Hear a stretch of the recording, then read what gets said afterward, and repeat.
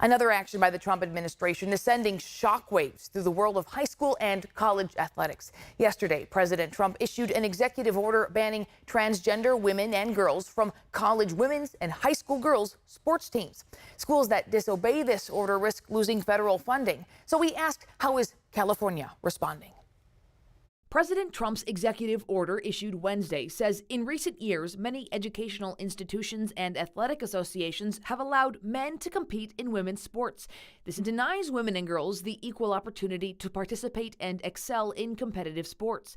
By men, Trump is referring to transgender women and girls. Kids should have the right to play with their friends, regardless of the sex or the gender. Alexis Sanchez with the Sacramento LGBT Community Center says Trump's executive order is disappointing. It is seeking to erase transgender people. Citing Title IX of the Education Amendments Act of 1972, Trump is ordering enforcement actions be taken against schools that require female students to compete with or against or to appear unclothed before males, saying any K-12 school or college disobeying this risks losing federal funding. These trans sports bans are based in transphobia. Last month, according to The Athletic, National Collegiate Athletic Association President Charlie Baker said at a congressional hearing that of the more than 500,000 college athletes across the nation, fewer than 10 publicly identify as transgender. In a statement responding to Trump's executive order, Baker said, "We strongly believe that clear, consistent, and uniform eligibility standards would best serve today's student athletes. To that end, President Trump's order provides a clear national standard," adding the NCAA is reviewing the executive order and will take necessary steps to align NCAA policy in the coming days. The California Interscholastic Federation, CIF, which governs high school sports in the state,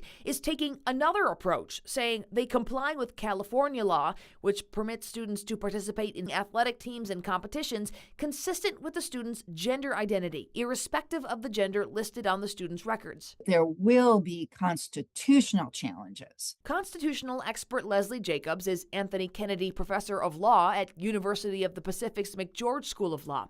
We asked her if Trump has the power to take away school funding, since Congress has the so-called power of the purse. Congress is the one who appropriates money for particular purposes. Okay, the president then implements the law, but he is required to spend the money that Congress appropriates. One of the statutes that Congress has written is Title IX, which says no discrimination in educational institutions that receive federal funds. And so the focus of the trans athlete executive order is an interpretation of Congress's statute, what the meaning of sex discrimination is. She anticipates this will be challenged all the way up to the U.S. Supreme Court.